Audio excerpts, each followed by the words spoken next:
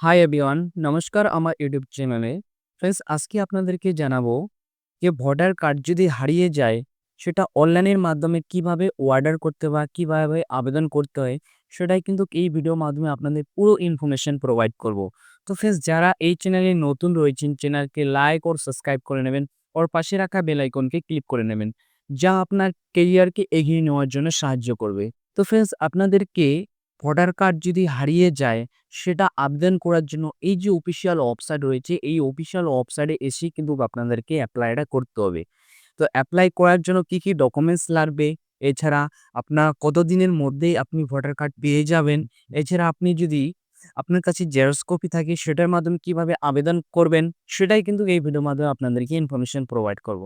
তো এই পেজে আসার পর আপনাকে ১ম এই যে আপনাকে করতে হবে সেটা হচ্ছে আপনারা এখানে দেখবেন যে সাইন আপ। আপনি যদি ফার্স্ট টাইম এই পেজে ভিজিট করেন বা এই ওয়েবসাইটে যদি ভিজিট করেন, তাহলে আপনাকে ১ম এ সাইন আপ বা রেজিস্ট্রেশন করে নিতে হবে। তো আপনাকে রেজিস্ট্রেশন করার জন্য এই যে এখানে দেখবেন যে আপনার মোবাইল নাম্বার দিতে বলেছে। তো আপনারা এখানে মোবাইল নাম্বার দেবেন, এই ক্যাপচাটা দেবেন। ক্যাপচা দেওয়ার পর এখানে আপনারা কন্টিনিউ করবেন। তারপর আপনার নাম দেবেন, ভোটার কার্ড ডিটেইলস দেবেন।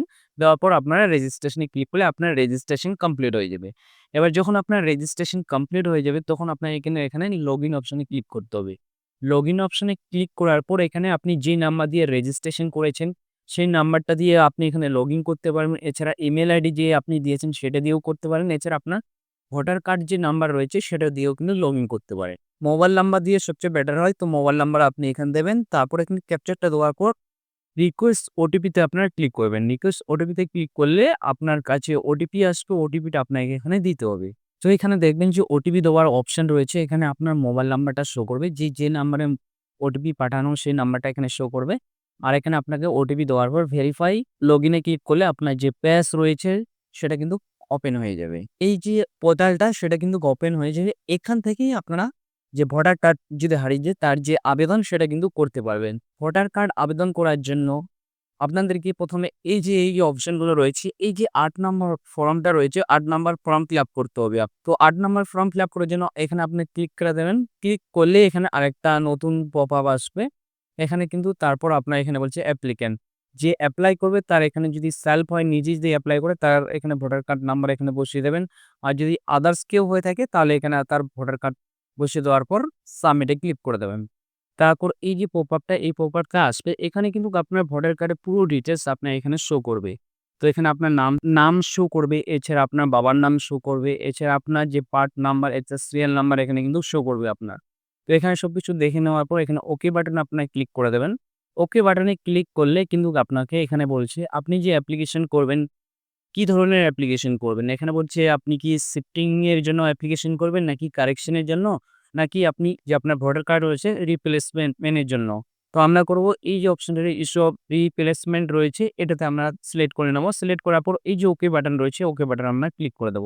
এই যে ডিটেইলস রয়েছে এই ডিটেইলস কিন্তু ওপেন হয়ে গেছে। তারপর আমরা নেক্সট বাটনে আমরা ক্লিক করে দেব। নেক্সট বাটনে ক্লিক করলে এখানে আপনার নাম শো করবে, এখানে আপনার ভোটার কার্ড নাম্বার শো করবে। এখানে কিন্তু আপনাকে আধার কার্ড নাম্বার দিতে হবে আর এখানে আপনার মোবাইল নাম্বার দিতে হবে। দেওয়ার পর যে নেক্সট বাটন রয়েছে সেটা আপনাকে ক্লিক করতে হবে। তারপর এই অপশনটা আসবে। এখানে অপশন আসার পর আপনারা এখানে দেখবেন যে লস্ট অপশন রয়েছে এটাতে সিলেক্ট করবেন।